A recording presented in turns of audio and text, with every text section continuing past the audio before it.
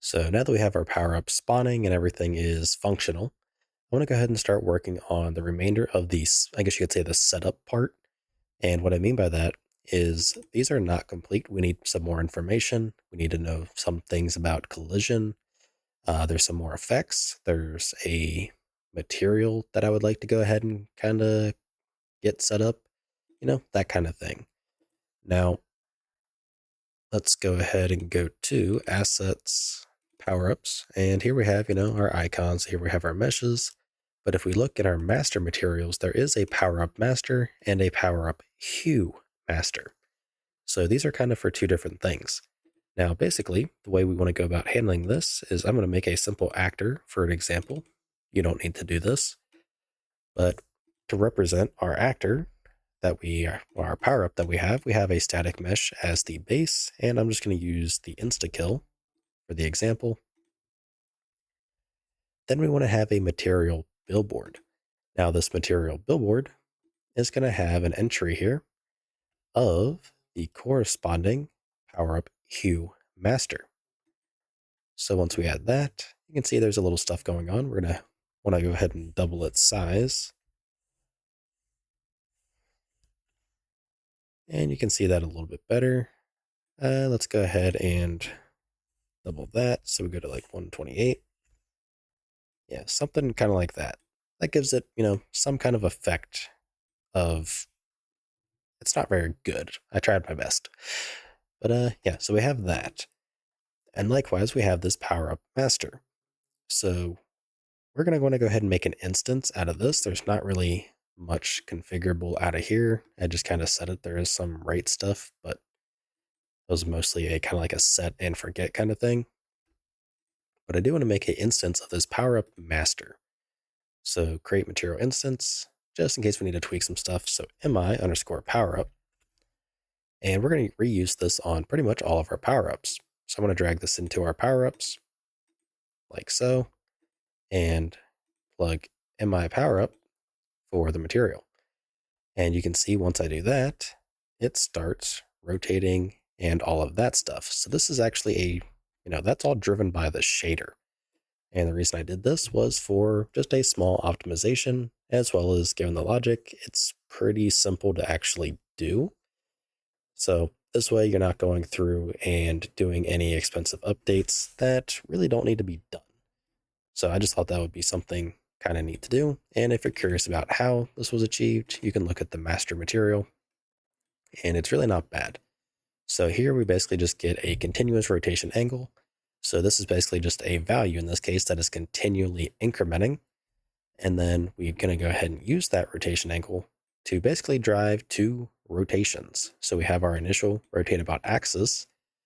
Once we do that, we want to go ahead and add it to our current world position.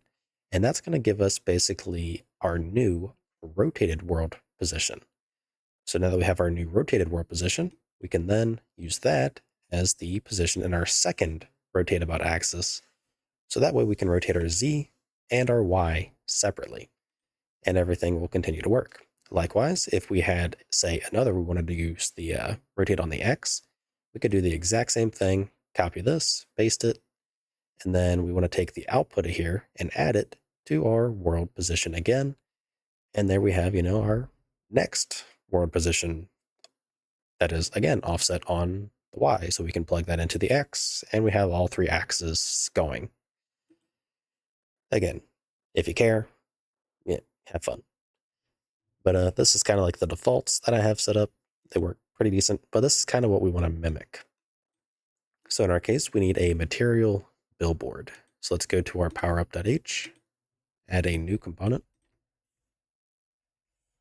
t object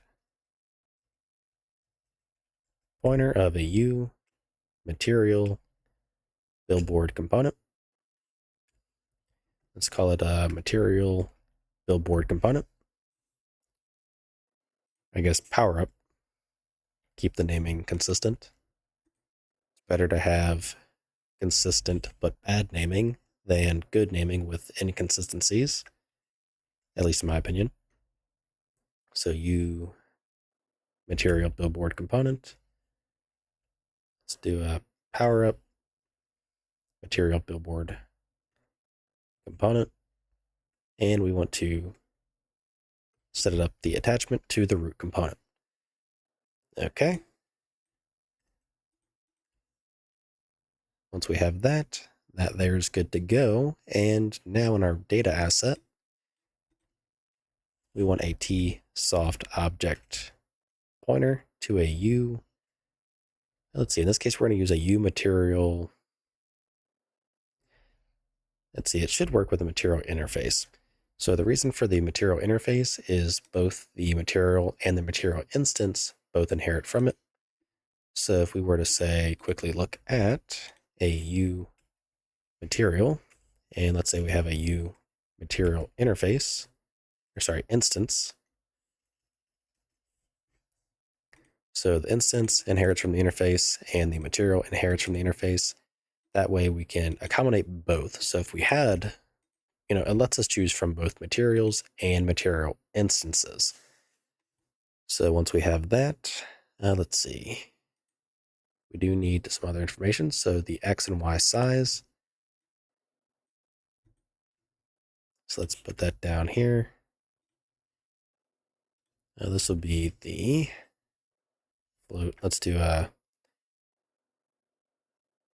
Powerup glow material actually for the name. So Powerup glow X size.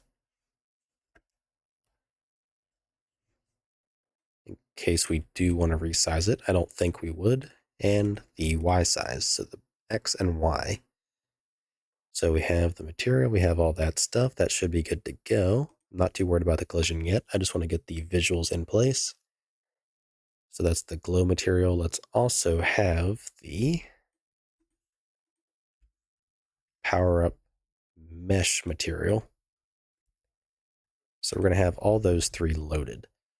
So now in our powerup.cpp, let's first off set up the mesh. So here we're setting up the mesh. Let's also set a material at, in our case, index 0 on Powerup data. And we want the Powerup mesh material dot get. Next up, we need the material billboard component. And I've never actually used this, so I'm kind of curious. So we need a material. Okay, so that just takes in a bunch of information.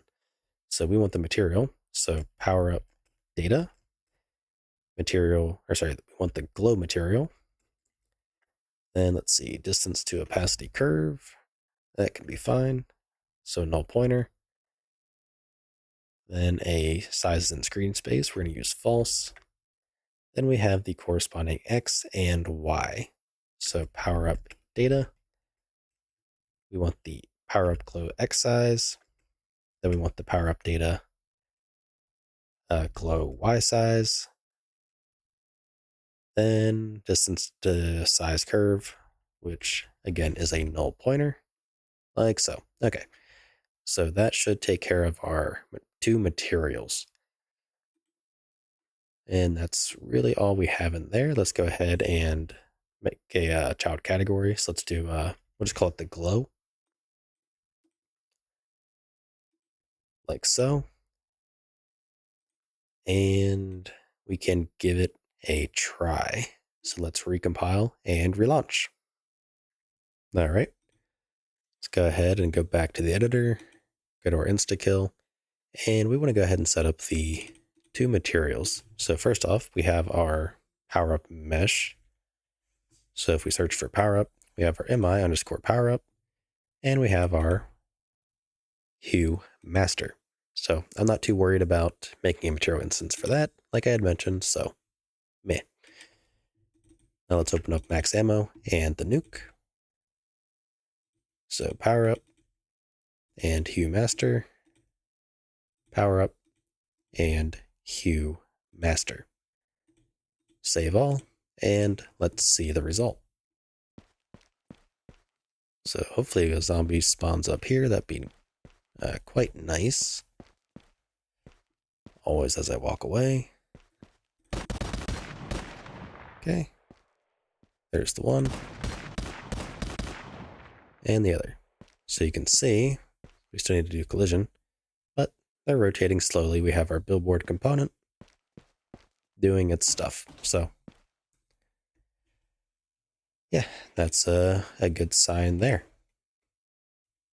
Okay, so now there is something that we need to also more or less do, and I'll kind of show you why. So for example, if I drag out this blueprint here, you can see it's already kind of like, I guess you could say pre-rotated. However, when I, press play, you can see now it starts from its normal starting position.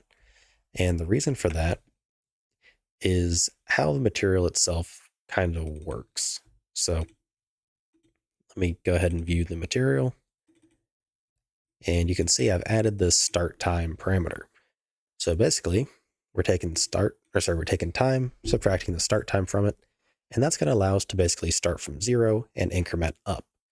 But because, the time is still kind of running, it's going to continue to accumulate throughout the game. So every time, you might have a power up that spawns oriented this way, which personally I don't want. I want it to look, I guess you could say, proper. So what we want to do is create a dynamic material instance of this material. So let's see. I do not remember how to do this. So let me look up how to actually do that. Okay, so it seems like there's already static functions for it. So you material instance dynamic, you can run create, and you can see it takes in a parent material, the owner, and, well, not really sure what the name would be used for in this case, but we want our power up mesh material. Then for the outer, we want this. And this returns a U material instance dynamic. So let's call it the power up material. And that's going to be what we use in here. So from there, we want to go ahead and set a scalar parameter. So set scalar parameter value. And in our case, the parameter name is start time. That keeps swapping. So we want it to be start time. And then we want to set it to a value of get world, get time seconds. So now, anytime that, the, what do you call it? The power up spawns, it's going to go through and basically be at this orientation. So now you can see this one has already started to rotate and all that kind of stuff. So that's an indicator that the others, if this doesn't work, should also be rotated. So when I kill this guy, that was embarrassing. So that was rotated facing that way.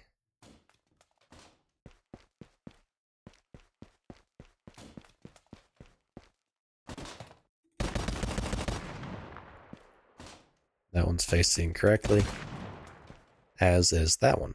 So you can see they spawn to basically face the direction of the dead zombie. So let's say the zombie's facing exactly this way. That's the way it'll face. Zombie's facing this way. That's the way it'll face. So that's how it's set up, and that's how it seems to be working, which is correct. So that takes care of our material, related stuff. I'm going to go ahead and delete this temporary blueprint. It's not needed.